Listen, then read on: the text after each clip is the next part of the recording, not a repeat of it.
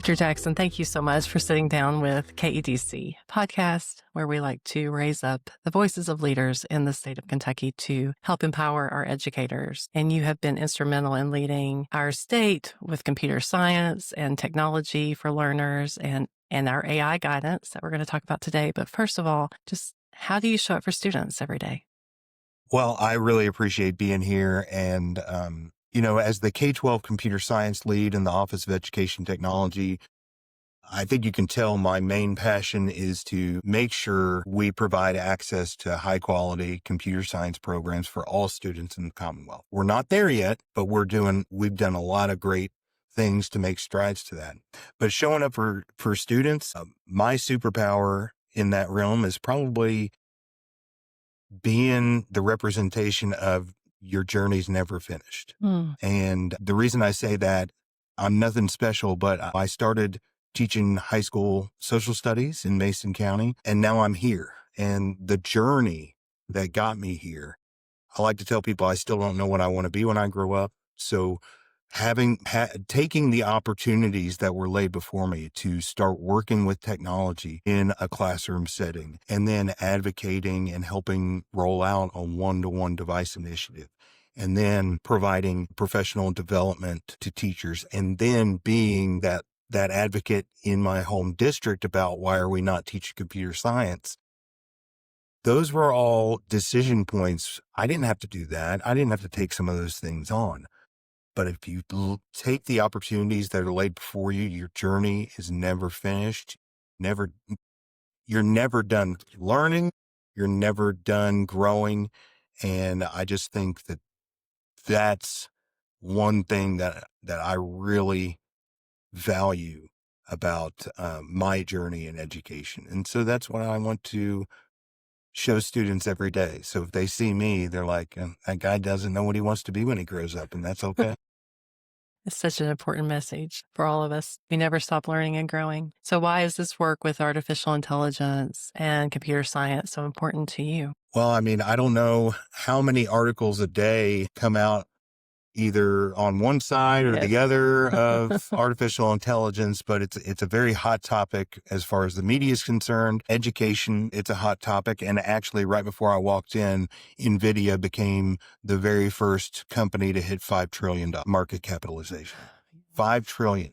And so the AI economy, it might be a bubble, just like the dot-com bubble, but the AI economy is here. We see major employers shifting resources, laying people off, or hiring in different realms based on the implementation of AI systems. So it's imperative that we not only understand how these affect different industries, but also how does it impact students' learning right now, and how can we leverage systems that exist now? That doesn't mean to say, open the floodgates and let's use everything that's tagged as AI, because there's junk out there, just like with information found on the internet.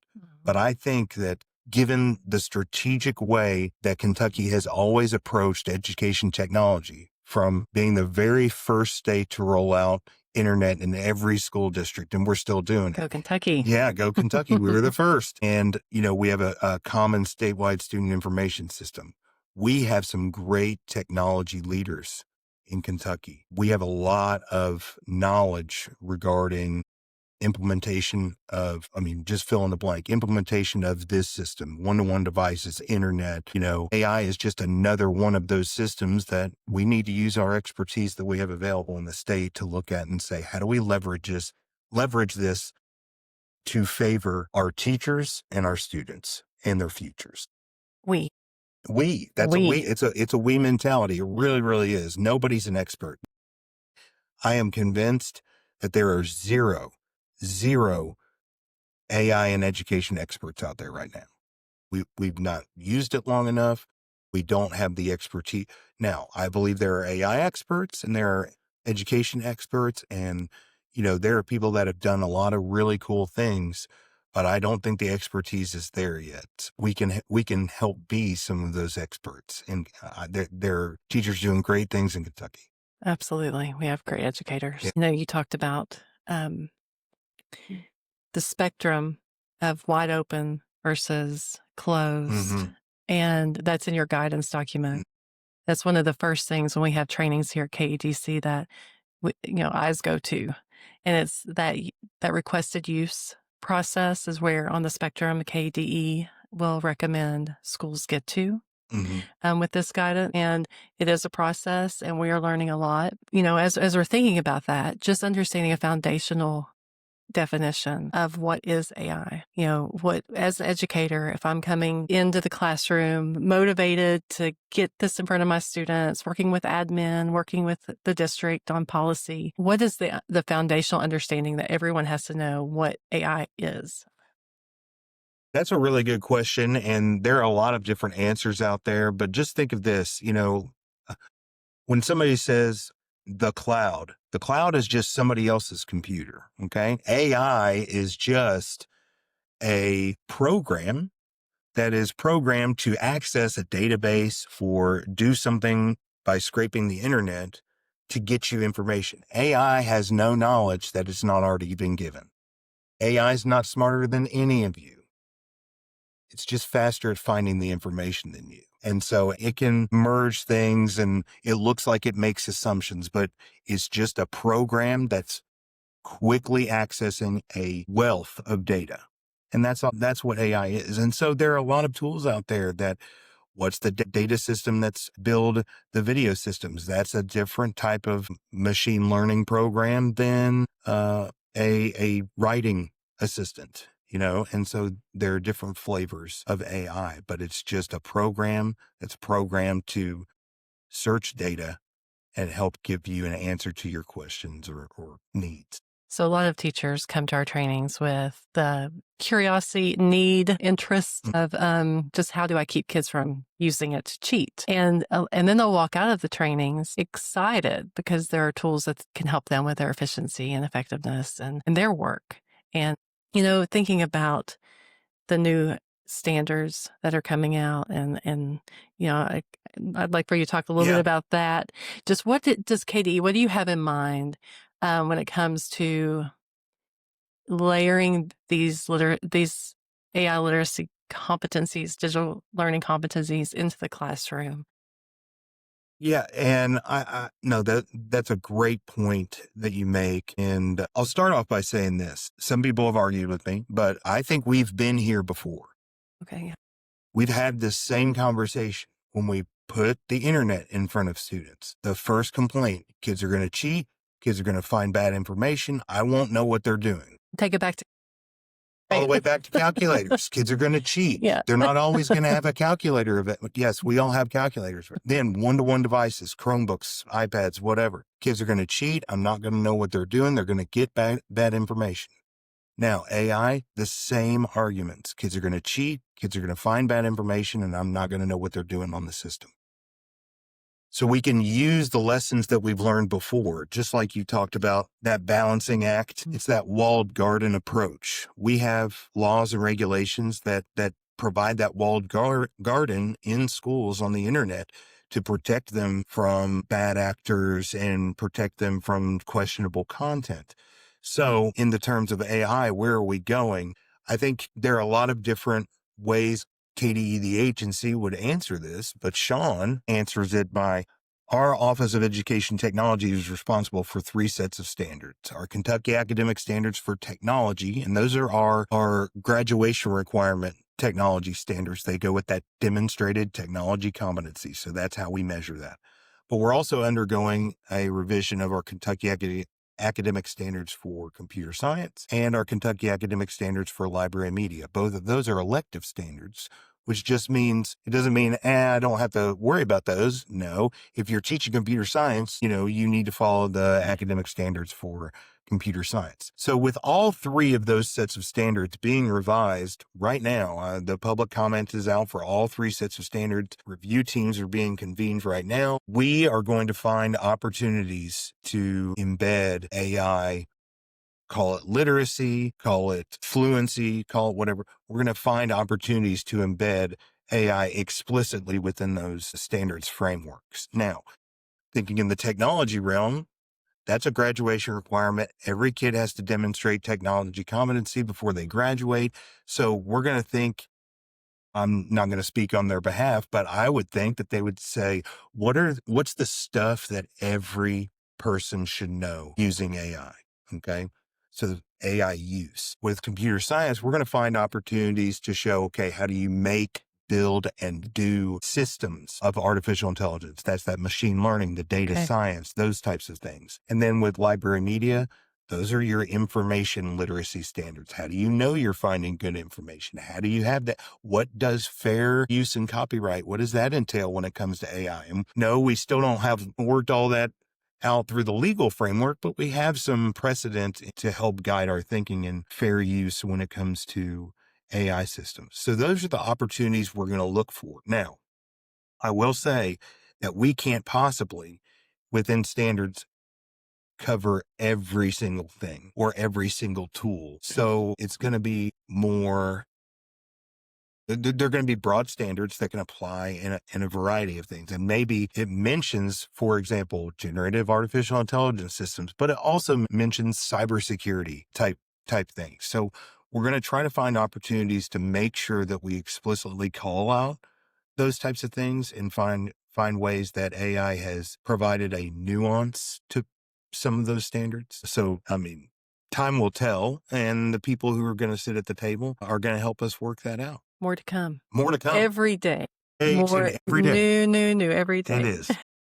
So you mentioned standards and what this will look like in the classroom. And you mentioned, it's in review. Mhm. So that means that they have existed. I recently was at DLAC this past year and was in a room with a lot of leaders in the nation around AI and AI literacy, fluency. I like that word that you just used. And Kentucky's Portrait of a Learner was brought up. We are a leader in computer science. We are a leader in digital learning and so many other ways in this competency-based local accountability shift that we're going to. It all works together. You just made me think about, the conversation that was going on in the room was, oh, maybe we need to add an AI literacy competency, but it's not new. It's not. And I'm glad you said that. Yeah, it's just dawning on me. It's like, okay, I'm learning here. The conversation was like, this needs to be another slice of the pie it's all embedded. Thank you. And it always has been. It really has been. Okay. At the KDE AI Summit, one of my presentations was specifically about where people were asking where's AI in the standards? And really, specifically for computer science, I can teach programming by teaching about AI. It's just a different lens in which to present it. Now, you're right, especially with our technology competency and our Kentucky Academic Standards for Technology. You still need to be a good digital citizen while using generative artificial intelligence systems. Okay. You need to give credit to how you went about it. You need to document, hey, AI was used to help synthesize these thoughts into one statement or, something like that. We're currently crafting an AI policy for KDE, the agency. And we've done some talks about if we already have a relationship with a vendor, Microsoft, Google, Adobe, and we have access to their AI systems, okay, go ahead and use it. But integrating ChatGPT in with, confidential documentation that we have definitely is not the best route. We're not going to be perfect. We're going to get it wrong.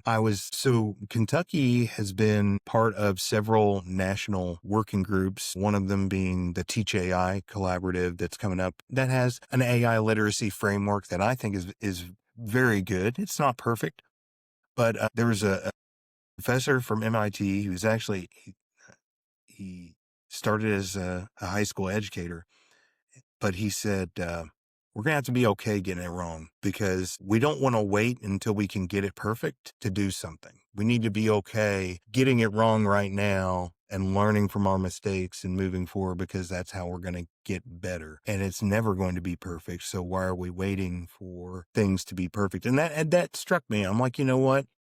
I am glad that Kentucky was one of the first 8 states to put out state-level AI guidance to schools because I recognize And we all do. It's not perfect. There are definite gaps, and it's only through putting it out there and somebody calling you out on that gap that you get better. Yeah, that came up in our interview with Christina Ishmael from the Biden administration. She was on, and she helped write the guidance for the nation. And she really was bragging on Kentucky for stepping up and getting something out and being the first few.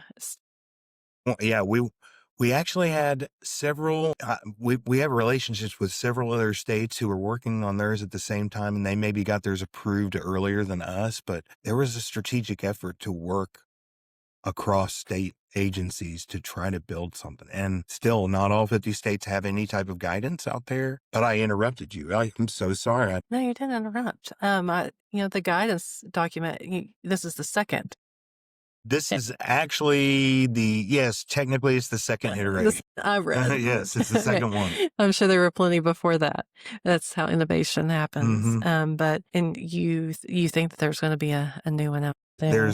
There's going to be a revision, but again, not drastic, because again, we really tried to lay the groundwork for.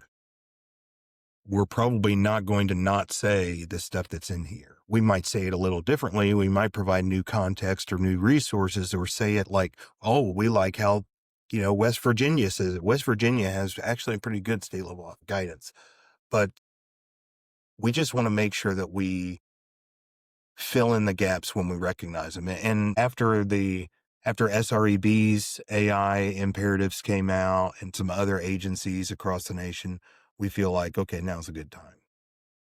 So if I'm going to use this document, if guidance brief is what it's called, as an educator or as an admin, and thinking about everyone coming to the table, how did you see this being used in the district? I'll tell you what, I love the guiding questions for AI integration. That was something that we added last minute after we had a team KDE meeting, and we presented some questions. And these are just, think about this. Am I feeding any sensitive or personal information or data into AI that it can use or share with unauthorized people in the future? And so there's 7 questions. I would start right there, because I'm sorry to let people know, even if you said you can't use it in our district, it's still probably happened. Maybe not on your devices or on your network, but somebody's using it. Because I'll give you an example. So last night, my sister-in-law were trying to sell some land that they all own together. My wife and her 2 sisters own together. We're trying to get a contract drawn up. Well, none of us are realtors. She doesn't know how to do it. I found something on a legal website, but my sister-in-law, she found something else. I took it and put it into Gemini and said, hey, combine these two or synthesize these two, make it more streamlined and simplified, but still a legally binding document. And it did a pretty good job. I don't know if it's actually legally binding. But when I double checked everything, some of the wording, some of the language, and I believe that it, it may not ever hold up. Well, no, it should hold up in court. I thought it was pretty good, because we're also a verbal contract state in Kentucky. That was just one thing that I went to use it very quickly, that I wouldn't have had it. What am I going to go do? Call a lawyer at 11 o'clock at night. We're trying to get this down the road. The guy wants to go get a loan. So using the tools at our disposal, we say it a lot, right tool, right time, with the right amount of instruction behind it, we can make people responsible users of these systems. We can. And that question made me think of, like, that was a good user example, but a not so good user, but sometimes innocent. Our teachers using it to put in student data and generate IEP goals or other types of instructional planning, and not understanding where they're feeding it and the confidentiality piece that they're breaking, even if they're not meaning to. No, exactly. And you gave a great point. I can't take somebody's current IEP, throw it in Gemini or whatever, and have it spit out a new one with revisions because it has that person's name, all that information on it. However, if you take the blank document with some of the modifications, it has no student information. Well, there you go. It's making sure that you are protecting the data that needs to be protected. Yeah, because it says they're sensitive or personal information. Sensitive or personal information. Yeah. And then I have a lot of questions around copyright. If you, like your example, you found 2 documents that were open to anyone and you used that. Right. But if I had something under password or something I had purchased, feed it into a generative AI tool or agent, then it could then become part of the internet that's being scrubbed and unlawfully. Yeah. Okay. But again, some of those legal questions, and I've had to have this conversation several times, they say, well, what about this? That's for the courts to decide until there's something that clearly defines. Now, we're getting inklings of that. They did decide that Anthropic violated copyright by taking that pirated book database and throwing it in to make their writing tool. So boom, we have a landmark case now that we can refer to and say, this is not fair use if you don't have permission to train a model on. Yeah, this is a great guidance. And, that was one question that we've just spent so much time talking about. Yeah. And that's a good example of what it could look like in your district. Exactly. Just having the conversation. And so these 7 questions is where you would recommend the district start thinking about their request system for teachers and students. These questions, I will say, they've yielded those conversations. But what about this exception? That's why we're asking the question, hey, am I doing this? Some of these are supposed to be, again, about the journey, your learning journey. Me seeing these questions later, I did not develop these questions.